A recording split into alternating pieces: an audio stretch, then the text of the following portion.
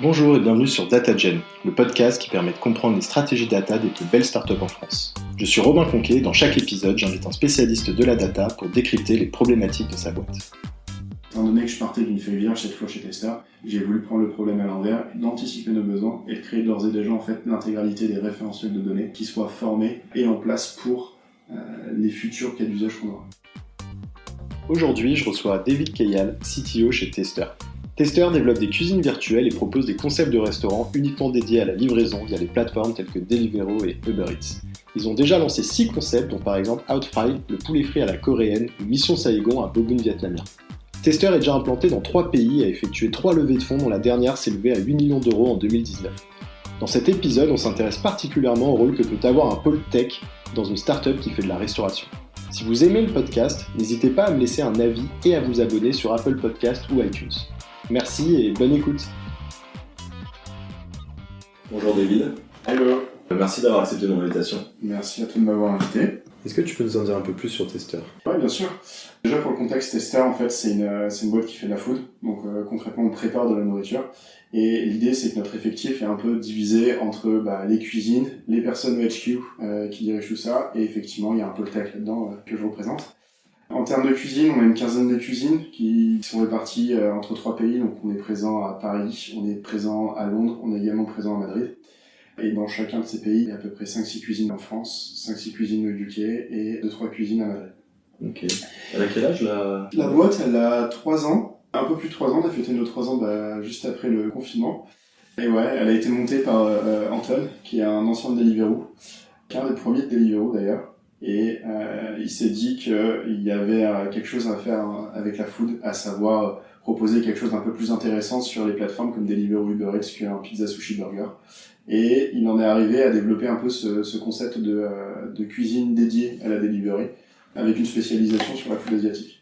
C'est vrai qu'on n'a pas parlé des concepts. En ce moment, il y en a 3, c'est ça, il y a le poulet frit, les 2 autres, tu peux les... Alors il y en a un peu plus que 3, donc on fait effectivement du poulet frit coréen, on fait des boboons vietnamiens, on fait également, on faisait d'ailleurs également des pokéballs hawaïens.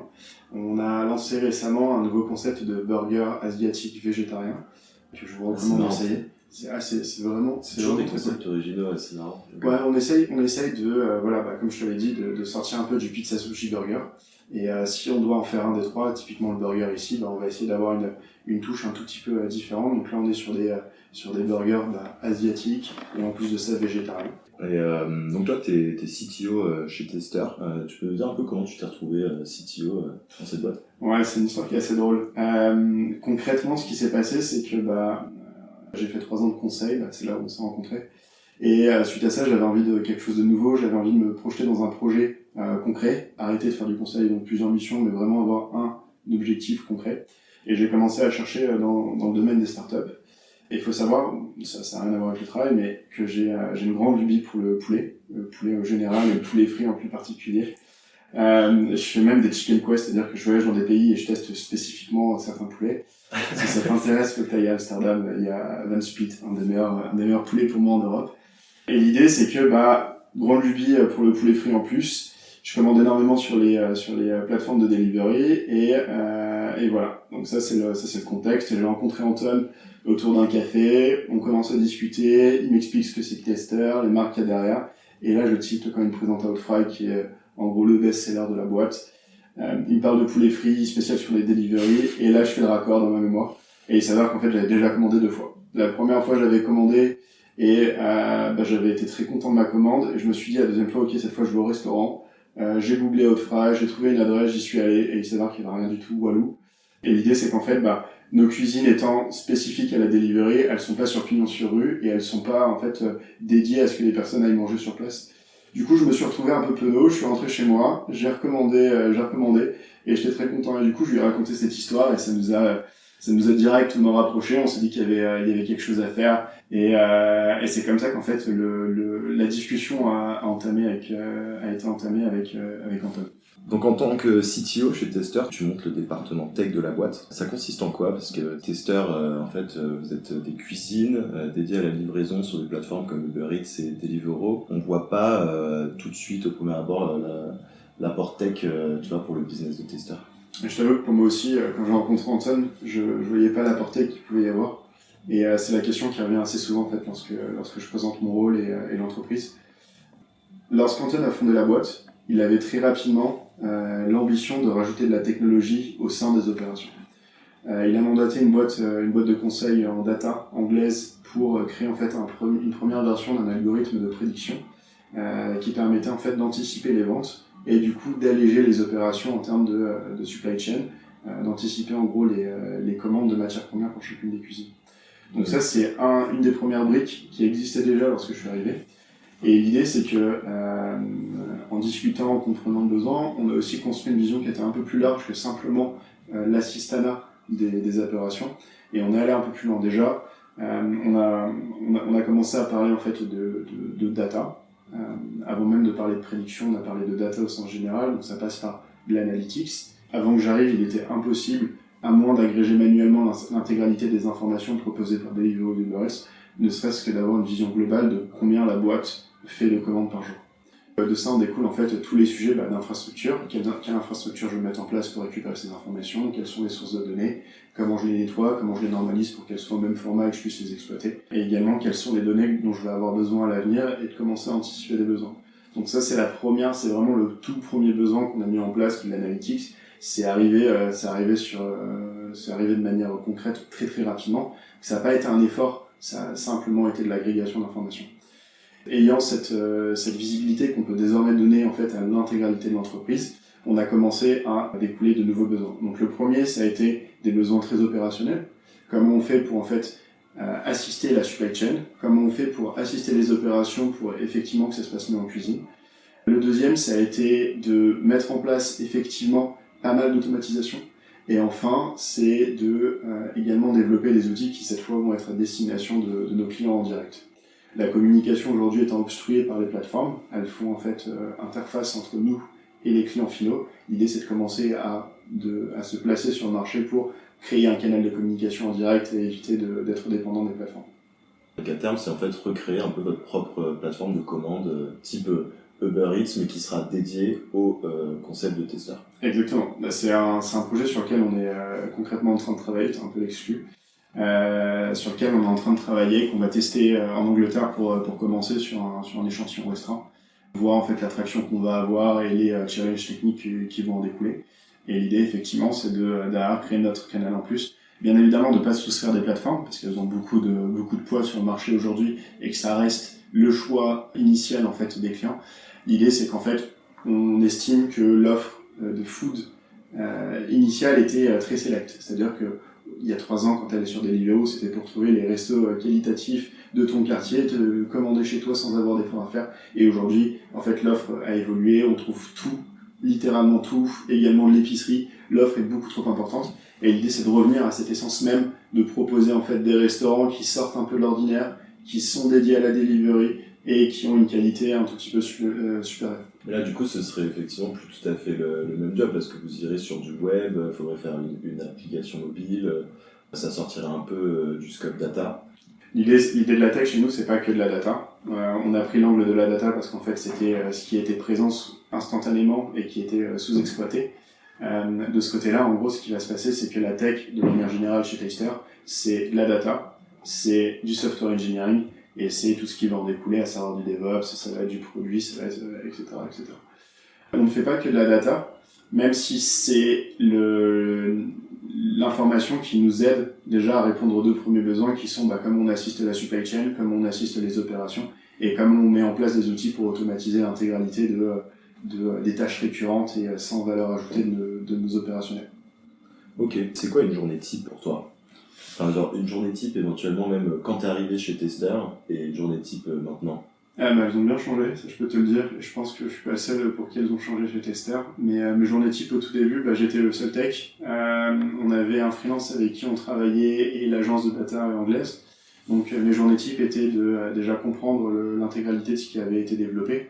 Il n'y avait pas énormément de choses excepté sur la partie data science, et du coup c'était de définir la stratégie, les différents chantiers sur lesquels on allait travailler, quels sont les différents applicatifs, quels sont les différents problèmes auxquels on allait répondre au début. C'était également du développement, beaucoup de développement pour mettre en place les débuts de l'infrastructure, mettre en place les premiers flux d'information, mettre en place les premiers dashboards, mettre en place les premiers algos, etc. Et enfin, ça a été beaucoup de recrutement. Ça a été une tâche très importante dans mes premières journées, justement pour en fait m'armer des ingénieurs qui m'ont rejoint depuis. Ça, c'était au début. Et aujourd'hui, c'est un tout petit peu différent. On va dire que l'infrastructure de base commence déjà à tourner. Les développements sont plutôt autonomes et gérés par l'intégralité des développeurs. Je continue à faire du développement, beaucoup moins qu'au début. Et c'est essentiellement des points de synchro avec l'intégralité des personnes. Comment les outils ont un impact, est-ce qu'on va dans la bonne direction, comment on réoriente nos développements en conséquence pour répondre au mieux à nos besoins. C'est effectivement continuer le recrutement, mais de manière un peu moins intensive qu'au début. Et c'est pas mal d'évangélisation aussi au sein de la boîte pour faire en sorte que la philosophie tech soit insufflée non seulement au HQ, mais également en cuisine. Ok, ouais, donc tu t'ennuies en fait. Ouais, j'ai beaucoup de temps libre. D'ailleurs, si vous recherchez des développeurs, on peut peut-être effectivement rentrer un petit peu plus dans les projets. Donc si je résume, tu nous as dit qu'il y avait un projet d'algo et ensuite il y a plutôt des applications finalement avec des fronts. L'algo c'est peut-être le sujet un peu le plus stratégique sur lequel il y a le plus d'enjeux, j'ai l'impression. C'est celui qui vous prend plus de temps globalement ou pas forcément? Au début, c'était le sujet le plus stratégique et celui qui prenait le plus de temps, effectivement. Aujourd'hui, beaucoup moins, même si c'est quelque chose qui va être itéré et amélioré avec le temps et avec notre expérience. Un des premiers sujets a été de le reprendre de cette agence qui avait fait en fait une sorte de MVP et de POC. Donc c'est plus une proof of concept qu'un algorithme en fait prêt à être mis en production et déployé. Et un des premiers chantiers a justement été de reprendre cet algorithme et de le revoir. Bien évidemment en nous basant sur ce qui avait été développé et le learnings qu'on a récupéré de cette agence. Et l'objectif de cette refonte était de le rendre scalable et qui puisse en fait assister le métier. Donc scalable, tu peux développer? Ouais, bien sûr. Scalable, en gros, c'est la capacité en fait à répondre aux modifications du marché. Donc on rajoute des cuisines, on crée des nouveaux concepts, on a des volumes plus importants. Et c'est de faire en sorte que l'algorithme puisse répondre à ces modifications sans avoir à être retouché concrètement. Juste peut-être pour résumer, parce que c'est peut-être pas forcément limpide pour tout le monde. En fait, si je me mets dans les chaussures du client, donc je suis un acheteur de matières premières, que tu me disais. Hier, en fait, tous les soirs, je devais estimer un petit peu manuellement les commandes qu'il fallait passer au fournisseur. Demain, j'ai un tableau qui se remplit tout seul et où je vois exactement dans chaque type de produit ce que je dois commander, quoi. Voir les commandes partent automatiquement. C'est exactement ça. En gros, il faut s'imaginer un restaurant, le restaurant du coin de ta rue, la brasserie. Le cuisinier, tous les soirs, va appeler son fournisseur et faire sa commande pour le lendemain ou pour 2-3 jours plus tard. Et il va le faire au téléphone, manuellement, etc. Ou alors il va prendre ses clics et ses claques, il va aller faire ses courses. Il faut s'imaginer ça. Excepté sur les grandes chaînes de restauration qui ont les moyens de payer des techs, des technos importantes et d'agréger de l'information et de les utiliser. Il faut se dire que les restaurateurs aujourd'hui n'ont pas cette force-là. Donc l'idée c'est effectivement d'arriver à automatiser l'intégralité de ce process et d'assister le cuisinier. Il dit on ne veut pas le remplacer, c'est juste faire des propositions et lui nous valide si c'est en accord avec ce qu'il pensait.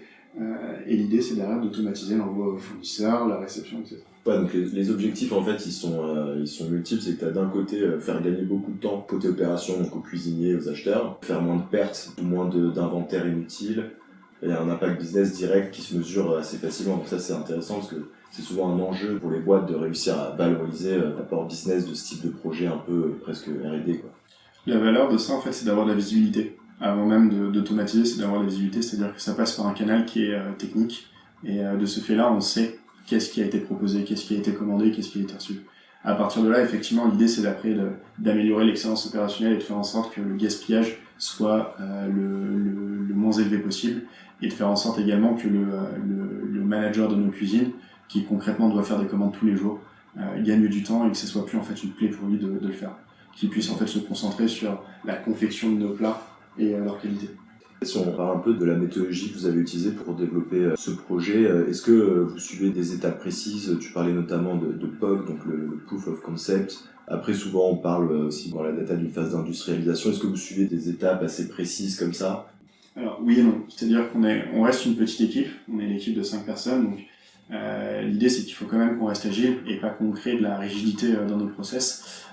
Maintenant, j'ai parlé d'agilité et ce qui va en découler, c'est le fait d'itérer. Donc, on va commencer par créer en fait le MVP, le minimum requis pour que ton application ou pour que ton problème en fait soit résolu. C'est vraiment le cœur. Et à partir de ça, on va l'essayer, on va l'itérer et on va l'améliorer de manière à répondre aux besoins. Là, dans ce cas précis, ça ressemblait à quoi le POC? Le POC, c'est le fait de sortir déjà des informations, des propositions de commandes par rapport aux données qu'on a. Donc c'est concrètement sortir un tableau avec l'intégralité des ingrédients et les quantités qu'on propose pour les cuisines. Ah, donc c'était quand même déjà bien avancé. En fait, le fait que ce soit un POC, c'est avec la qualité des recommandations qui n'est pas encore forcément au niveau ou... Ça dépend de l'applicatif. Là, on parle d'un algorithme. Donc effectivement, le POC, c'est le fait de le tester avec peut-être un peu moins d'informations en entrée et d'avoir le mécanisme qui tourne. Ça peut être le POC. C'est-à-dire que dans les premières versions, on n'utilisait que des données de vente. Maintenant, on utilise des données qui peuvent être de marketing, des données un peu météo. Donc, il vient s'améliorer au fur et à mesure. Sur un applicatif, ça peut être, la création de la fonctionnalité mère qui va faire en sorte que l'applicatif marche sans avoir, par exemple, les onglets de connexion, ce genre de choses. Donc, c'est vraiment le cœur du cœur. Ok, et là vous en êtes où du coup? Sur la partie algorithmie, on a fait une deuxième version si on compte celle de l'agence, mais une deuxième version qui est fonctionnelle, qui est industrialisée, c'est-à-dire qu'elle est utilisée par nos cuisines aujourd'hui pour les assister. Et toutes les cuisines dans tous les pays. L'idée, c'est qu'il y a eu un gros travail aussi où on a intégré les équipes de supply chain pour faire en sorte que les processus de commande soient identiques dans tous les pays. Et donc ça, c'est sur la partie data, et en fait, on ne s'est pas arrêté là. L'idée, c'est qu'on a également construit toute la partie référentielle, donc le cœur de l'information, qui appartient à testeur. Et c'est grâce à ça, en fait, qu'on va commencer à avoir un écosystème data fonctionnel. L'idée, c'est que d'après moi, une des problématiques data qu'on va retrouver dans pas mal d'entreprises, c'est le fait de commencer par des cas d'usage très avancés, data avec de la data science, de la prédiction, etc., sans avoir la donnée qui derrière est propre, nettoyée et utilisable. Et étant donné que je partais d'une feuille vierge cette fois chez Tester, j'ai voulu prendre le problème à l'envers, d'anticiper nos besoins et de créer d'ores et déjà en fait l'intégralité des référentiels de données qui soient formés et en place pour les futurs cas d'usage qu'on aura. Comment vous faites pour bien comprendre les problématiques justement de vos clients internes? C'est une des forces de Tester, c'est d'être en capacité en fait de développer un produit ou des produits qui vont être utilisés par des personnes en interne. On n'est pas en fait une société SaaS qui vend ça à des externes et qui doit aller chercher le besoin. Là, on est en direct avec nos cuisines. Ça c'est la première chose, c'est déjà le contexte nous aide. La deuxième chose, c'est que tous les devs qui arrivent chez Tester doivent faire un shift en cuisine. Donc tu vas en cuisine un midi et tu fais ton baptême du feu. Tu dois aller servir du poulet frit concrètement, si je les choses. Donc déjà, ça te permet de te projeter sur le terrain et de voir concrètement comment ça se passe en cuisine, où est-ce qu'il peut y avoir des choses qui peuvent être améliorées par la tech, des points d'attention, des points de douleur qui peuvent être améliorés. C'est quelque chose qu'on essaye de garder dans la philosophie de la tech. Tout à l'heure, tu me parlais d'une méthodo. On n'a pas réellement de framework, on va dire, précis pour le simple fait qu'on a une petite équipe. Néanmoins, il y a une chose qui est importante, c'est qu'à partir du moment où on développe un outil pour un utilisateur, on va s'asseoir à côté de l'utilisateur ou alors on va en cuisine tester l'applicatif avant de le déployer. Ce qui nous permet de récupérer en fait des retours concrets et réels. Dans les produits de manière générale, c'est toujours un peu le challenge clé de réussir à rester très proche du besoin des clients. Et vous, de votre côté, ce serait quoi le plus gros challenge que vous avez rencontré sur ce projet en particulier ou même plus globalement sur tous les produits tech? Le plus gros challenge pour moi, c'est l'adoption, je pense, de nos outils. Pour la simple et bonne raison que même si on est très proche du terrain, on parle quand même à une population déjà qui est internationale, donc qui parle 3 langues, qui est pas près de se réduire, et du coup on va continuer à probablement développer des nouvelles villes, des nouveaux pays. Donc déjà il y a la distance. Ensuite, l'adoption dans les cuisines. On est en train d'interagir avec une population qui est très culinaire, donc qui n'est pas forcément des grands consommateurs d'applications, de smartphones, d'ordinateurs, donc très très loin de la data et de la tech.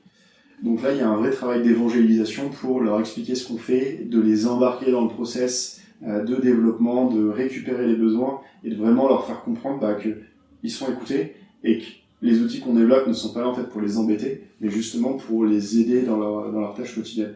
Donc je pense que vraiment, si aujourd'hui je dois choisir un problème, c'est la typologie de population pour laquelle on développe nos outils et du coup l'adoption qui peut en découler.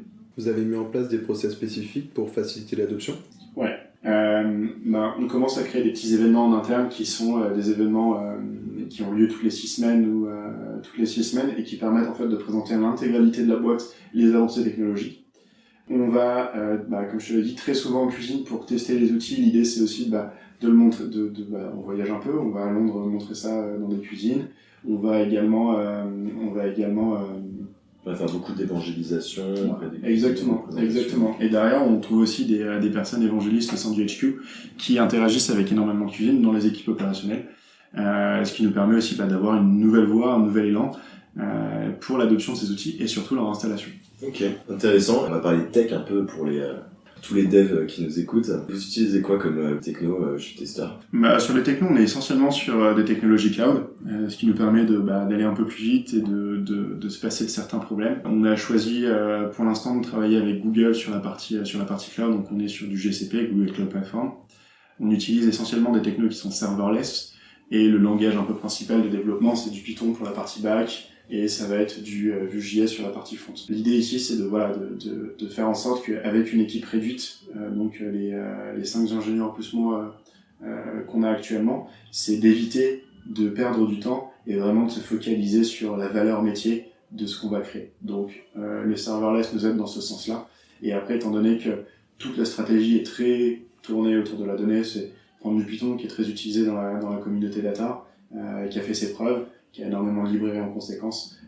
Et voilà. Et sur le front, Vue.js, aujourd'hui, en gros, il y a 2 choix, soit du Vue, soit du React. On a pris le Vue pour s'amuser, maintenant on n'est pas à l'abri de refaire du React un peu plus tard. Vous avez des enjeux spécifiques liés à votre contexte testeur ? Ouais.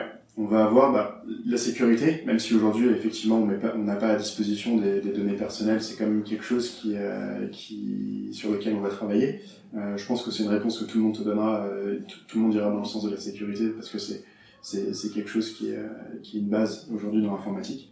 Donc ça c'est la première chose. Et la deuxième chose, ça va surtout être la partie robustesse des applicatifs qu'on va créer.